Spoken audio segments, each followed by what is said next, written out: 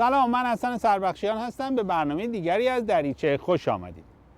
اغلب عکاسان ساکن حومه شهر واشنگتن دی سی در نمایشگاه‌های عمومی که به صورت بازارچه در شهر واشنگتن برپا میشه حضور فعالی دارند. یکی از این عکاسان آقای بیل ویرزالس است که مقیم شهر بالتیمور در ایالت مریلند است. آقای بیل ویرزالس که عمدتاً از ایتالیا عکاسی میکنه، عکساش رو به صورت نگاتیو میگیره. با آقای ویرزالس در مورد ویژگی‌های کاراش و تفاوت‌های اون با عکس‌های دیجیتال گفتگو کردم که با هم می‌بینیم.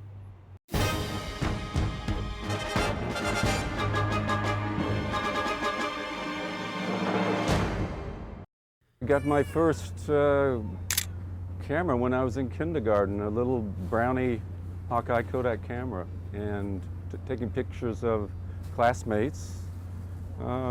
It just stayed with me. It just stayed with me through the years.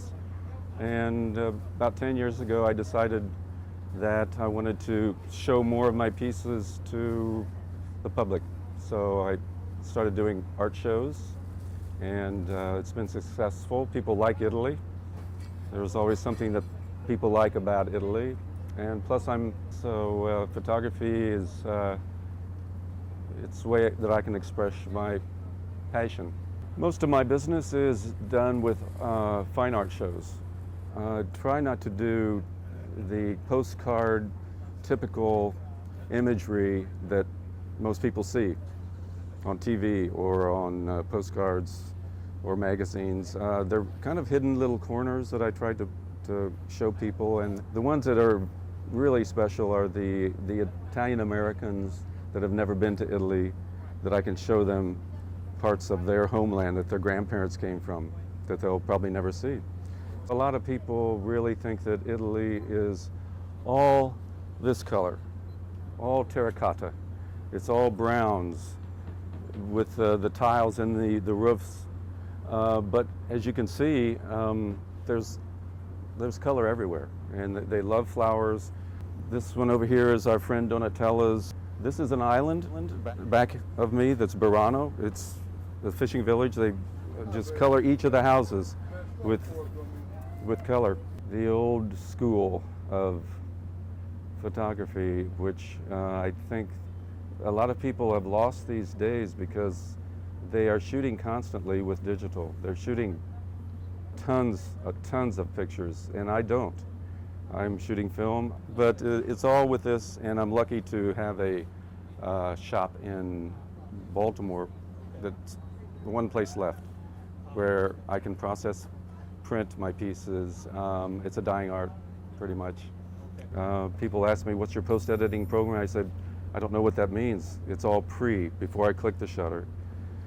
I don't have to worry about post anything because the image that I want is done within the camera. And when I go to the darkroom, print them one at a time. That's the way that I like it. And in the darkroom is half the creative process, I think. I do everything. I process the film, I print the film, and that's important too, because each one is different. You're dodging different areas, you're burning different areas. So if you hold 10 up beside each other, there'll be all subtle differences. And that means when I sign it, that it really means that it's something. It's not like you're pushing an Epson printer and 25 exact images are coming out. So young people that pick it up, I'll tell them, I went to Italy a month, shot 35 rolls of film, came back, and took 2 weeks to process, 2 weeks to print, and they look at me like, you mean for 2 months you didn't see what was in your camera? And then they'll pick it up and they'll say, well, where's the picture in the back of it? And they cannot understand that you have to be very secure in your photography to do that. Kodak Gold 200, which is 200 ASA. So it works for me very well because I can enlarge up to this size. It's all taken with 3 different lenses, 50 millimeter, 28, which is a semi-wide, and a 135. I don't have many people in my pictures, and because when you start looking at people, what I try to have in my images is to keep them kind of that you can feel like they could be taken last century, 100 years ago. If you see people walking in the streets today, you look at their clothes, you know, well, this is today. So I want mine to be kind of going through the centuries, kind of timeless, basically. So what I'm doing is putting people in situations where you can't really, they're in silhouette form, or their backs are to them, or you can't really see the time period of them. Like this woman in Abruzzi, that's my only real portrait. And I was lucky she came out of her doorway. We were talking to townspeople. They introduced her to us, and she was very sweet. Antonina is her name. But I wanted to incorporate her in her town itself. So instead of getting a tight shot, I wanted the background of her city and the streets to show. So I'm working on that more. I'm working on asking people for their pictures, and people like faces, they do. But on the backs of each of these images, you will have a description of a little story about each of the images. And I think that's important for people to know that. It's really done for the people when they see the images and can get more attached to the picture.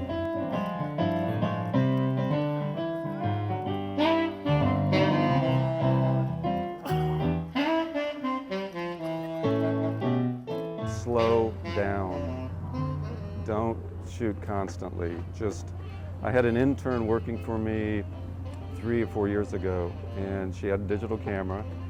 We went down to Mount Vernon Place to shoot in the city, and she was shooting, like I said, constantly.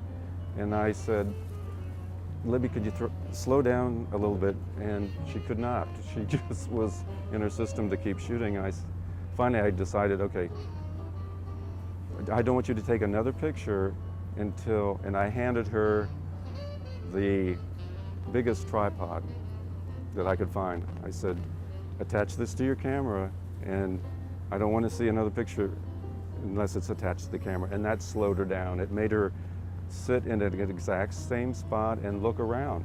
And so she was frustrated a bit, but then her pictures improved. And so slow down, but keep shooting.